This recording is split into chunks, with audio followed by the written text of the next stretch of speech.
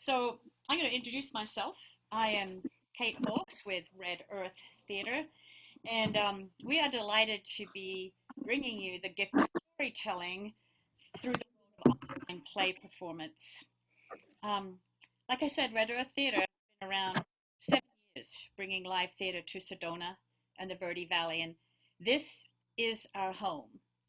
And our hearts go out to all of those who have lost so much, to those who continue to work under difficult conditions, and to all of us who know the world has changed and are dealing with uncertainty. So sometimes the question is posed like, what are we doing here? Why are we struggling to still try and bring live theater through a virtual technology?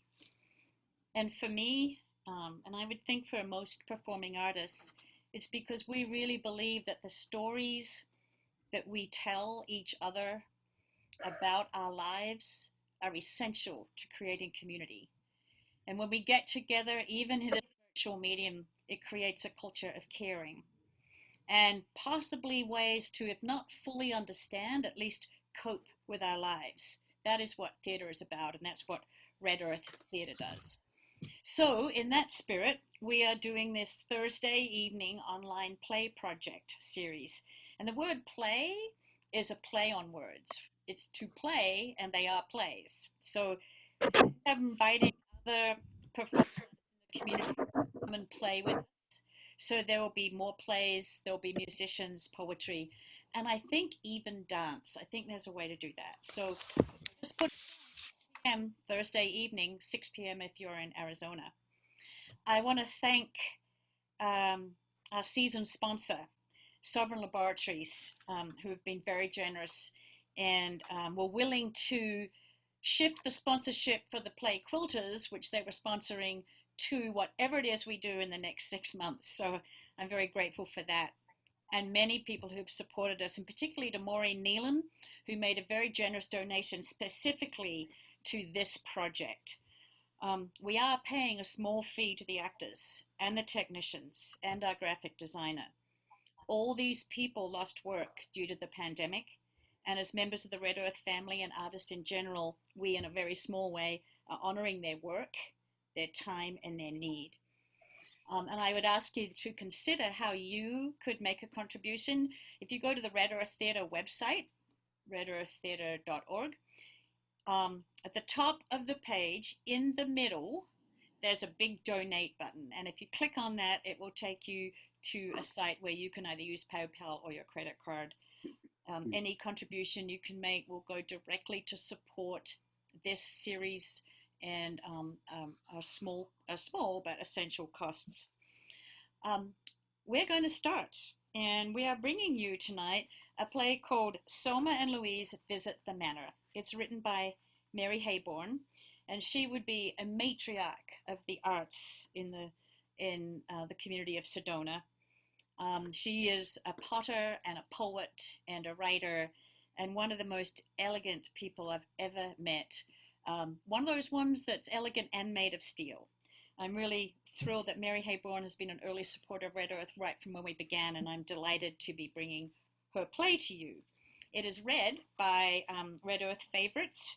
You've all seen these people many times, I'm sure. Joan Westmoreland, Tara Shellman, Mary Gladlow, and Carla Stamps. As we considered doing this little play, it's a play that was written in the days before the pandemic. It's a lighthearted look at two elderly friends visiting another elderly friend who is in an assisted living facility. And it occurs to us that a lot of those interactions have changed by necessity today. We can't just go and visit our loved ones in the assisted living. It is a play about looking for someone, both literally and figuratively. And that is something that we're all struggling with in these times. So we would like to dedicate this performance to, and our love and our concern for everyone in the long-term care and rehabilitation facilities where so many lives have been lost, and so many lives have been saved. And to their families who can't be with their loved ones, we dedicate this performance to you. We hope that you will enjoy the lighthearted approach to this and know that it is built on the shoulders of loving each other. So without further ado, we're going to bring you Selma and Louise visit the manor. And now I'm also the technician here, which is quite a challenge. So I'm going to try and disappear, and the actors will reappear. I really have mixed feelings about going to see Doris tomorrow. Oh, me too. It'll be nice to see her, just not there. But maybe we should start getting used to the idea. One of these days, it'll be me or you who has to live in some assisted living center. I don't plan to live that long. As if we have a choice. I'll have a choice if I have to call the Hemlock Society. Oh, did you get the driving directions from Rodney? Oh, yes, and I'm glad I called him. He said it's a pretty complicated place to get around and incredibly large. I Googled MapQuest to the street address. Do you still want to drive? Yes, I'll drive, and you can be my co-pilot again. I really felt bad when the kids had to move her out of her home here with her great studio and all of her Sedona friends. But I know they were only doing what they thought was best. It's been over a year since they moved her to the valley, right? Hasn't it? Yeah, she's been at the manor for 3 or 4 months now and really going downhill. When I talk to her on the phone, she goes over and over the same things. She called me 3 times yesterday. Just after lunch, she called, "I'm going to try to come to Sedona to get some of my art supplies." Then at 4 o'clock in the afternoon, "I'm going to try to come to Sedona to get some of my art supplies." I was just getting into bed at 11 o'clock. She called again. Same message. Well, and yet I still have very meaningful conversations with her sometimes. Doris has always been so interesting and intelligent. It's hard to see her failing now, and she knows she is. But when we're pushing 90, we may be worse. I don't plan to push 90. You can if you want. Hey, I gotta go. I'll pick you up around 9 o'clock in the morning. Good. That'll get us there in plenty of time for lunch. Rodney said we could sign her out and take her with us if we want. Oh, let's just play that part by ear, okay? I'll see you in the morning. Scene 2. Phoenix Scottsdale metropolitan area. Selma and Louise arrive looking exhausted and walk towards the receptionist desk. They're dressed for a day in the city but look disheveled. Louise walks with a slight limp. Selma strides ahead of her. Moran, Doris Moran. We're here to see Doris Moran. I'm sure this is where we were told to come. Moran. You said Moran? Yes, Doris. I'm sorry, but we have no such name. I've checked the residence list for all the buildings in this cluster and cannot find her. I can check the other building clusters if you would like. We've already been to a couple of them by mistake, but this is Cluster 20, Section 700C, isn't it? I'm sure this is where we're told this is her building. But could you have been told 700C4? Could she be in the memory wing on 4th floor? Yes, she'd be there. But isn't it all the same building? Well, 700C is in this building. And I see she's here. But the 4th floor must be accessed by a separate entryway. Don't tell me we have to go outside again. Just one moment. Perhaps I can direct you from here. Well, we've been going from cluster to cluster, building to building for an hour. Well, you really should have taken a different outside entrance. But as long as you're here and you've had so much trouble, from here, go straight ahead, and then at the first opportunity, turn right. That takes you to corridor P. Turn right there and go straight ahead as far as you can, then turn right again. Is it still corridor P after the turn, I mean? Oh, good question. Yes, it is still corridor P, but after the right turn, it's P2 until you take a right again, and then it becomes P3. Then, just a short distance on your left, there's a bank of elevators. The alternative elevator is the third one, and I will have the alternative elevator attendant waiting on you there. Now, this is really a staff elevator operated by code so that no one in memory unit can use it. The other elevator in the memory wing must be accessed with the key or by calling this desk when you're ready to leave, or if you want to take your friend out for a while. Oh, yes. Doris's son told us they have a key, but that we would have to call you if we take her out to lunch. I think we're going to have to give up on that idea. Anyway, she's probably already had lunch anyway, after your forgetting to tell me how to get on the 101 and having to do all this backtracking. And now that we've had to run from building to building, cluster to cluster here. I told you I was sorry about my lapse in my co-piloting duties. You have your senior moments too, I've noticed. Anyway, the main thing is just to see her. Okay, straight ahead until we make the first left. And then right onto the corridor. You can't miss it. Selma and Louise exit. They reappear a short while later, looking even more disheveled. Selma strides ahead. And how is your friend? How? We don't even know where. I'm sure we followed your instructions, but we never found an elevator with an attendant. You turned left from this corridor. Yes, and then left onto corridor P. Oh dear, you should have turned right on corridor P. I'm sure you said left. And Well, no wonder you got again. lost. You must have gotten into the maintenance area or food service. And the laundry and the storage. Oh, let me jot down the instructions for you. Scene 3, the memory wing, 4th floor. Selma and Louise enter.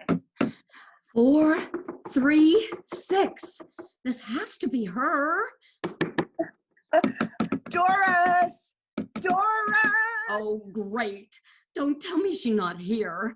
And she wasn't in the dining room when we passed it. Or the sitting room at the other end. I guess we'll just have to ask the receptionist what's going on. Well, there's no attendant at the staff elevator on this floor, and we don't have a key for the other one. We can't call downstairs because there's no phone anywhere. Oh, what? Don't you have a cell? Oh, yes.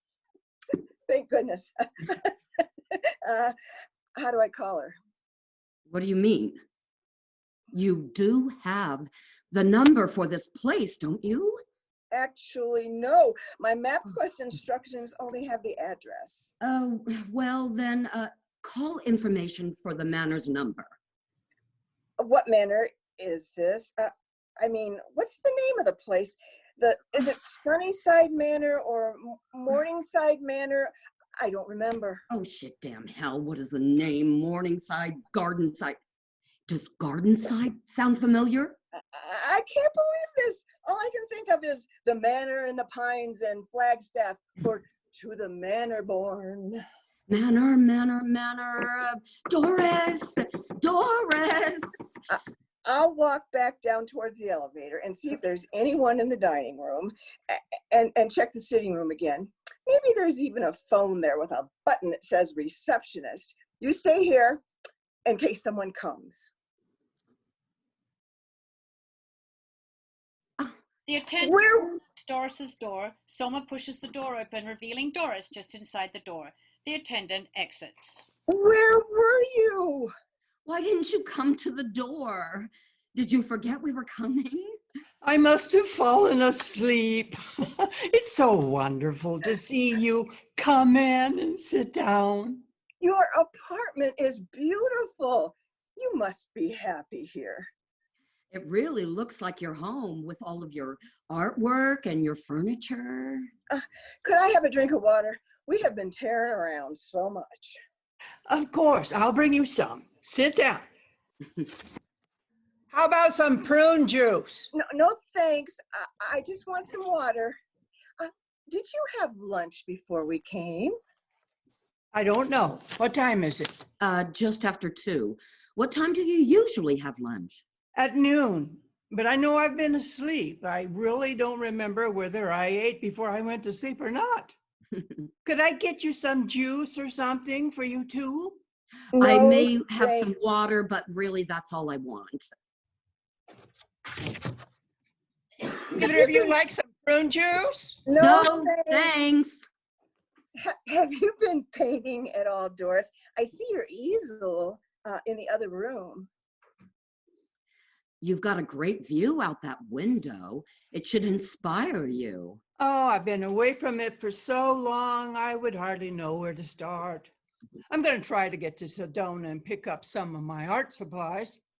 Have you made any new friends here, Doris? No, I know people and everyone is very nice, but hardly anyone seems to know what's going on around them. I miss you two. We so miss you much. too. But I don't know how much we know about what's going on either. I know Louise can't read a map anymore. Do they help you with your bath here, Doris? I really don't need any help, but they would if I needed it. I have an emergency call button here on my bracelet. I don't keep much around, but there's a little lounge I can go to if I want something. Should we go there and see what they have? I'm sure I can find it if we go out and look for it. I think we really need to get going. Everything took us longer than we planned today, and I don't want to be driving back after dark.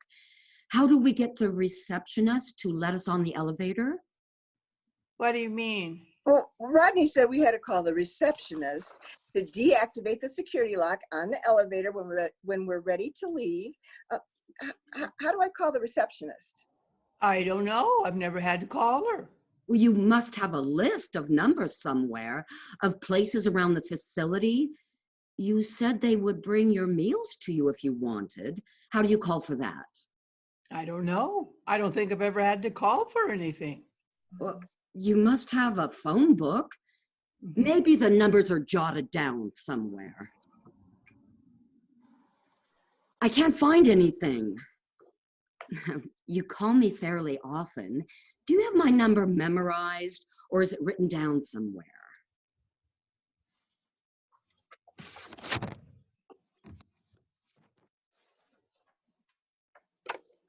Oh, I see you have Rodney and Ann's phone numbers and their cells, and mine and Louise's. Are these all the numbers you have? Mm-hmm. Where were they? I thought I looked everywhere. In the refrigerator. By the prune juice? I'll try to get Ann.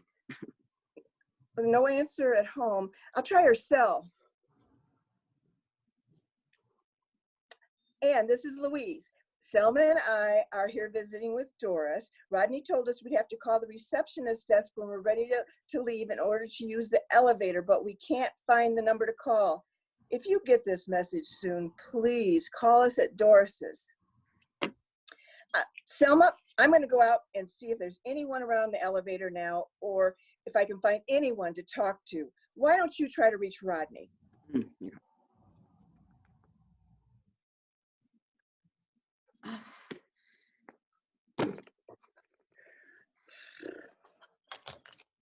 Well, did you find anyone who can help us? No. Oh. Why don't we go out into the hall and watch for an attendant or someone to come by? One of us could check the dining room and the lounge again. Doris, why don't we take a little walk around your new home before we have to leave? Do you want to go back and forth between here and the elevator and look for help, or take Doris for a walk and look for an attendant or somebody? I'll check this floor, but I can go faster alone. Why don't you just patrol between here and the elevator with Doris? Okay. Hey, we should just press the emergency button on Doris's bracelet. Why didn't we think of that? Doris, where's your bracelet? I don't know. I never take it off. I must have left it inside. Yeah, with the key. I think I'll try to go to Sedona and get some of my art supplies. Scene 4, same as scene 2, the receptionist's desk. Slow down. Where did you say this is happening? The 4th floor? What do you mean berserk? You know we don't use that term with our residents here. Visitors? Screaming and pounding on the windows? Oh no, I think I may know who they are. And now they're pounding on the doors of the residents. Oh, okay. Do you think that you can get them on the elevator? Okay, send them down and I'll have someone here to meet them, okay? Okay, we'll be ready. Code CQ, code CQ. We have an incident on the 4th floor. Please send a couple of your strongest attendants to meet the memory wing elevator on 1. Stat, repeat, code CQ, code CQ. 2 male attendants appear with Selma and Louise. They are exhausted, confused, and almost beaten. Ladies, as newly appointed ushers of the manor, these gentlemen will be delighted to escort you to your car. Where did we leave the car? Oh.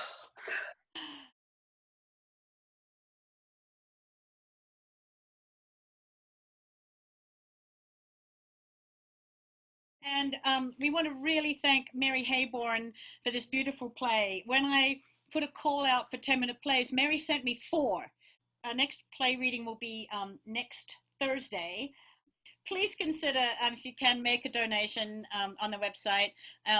If you can't, all I want to say to you is support the performing arts and culture in your community at this time. It is vital for us all. Thank you, Kate. Thank you, Kate. Thank you, Kate, and everyone watching and everyone that will watch. Thank you. Everybody, good night. Be well. Good night. Peace out. Night. Bye. Bye.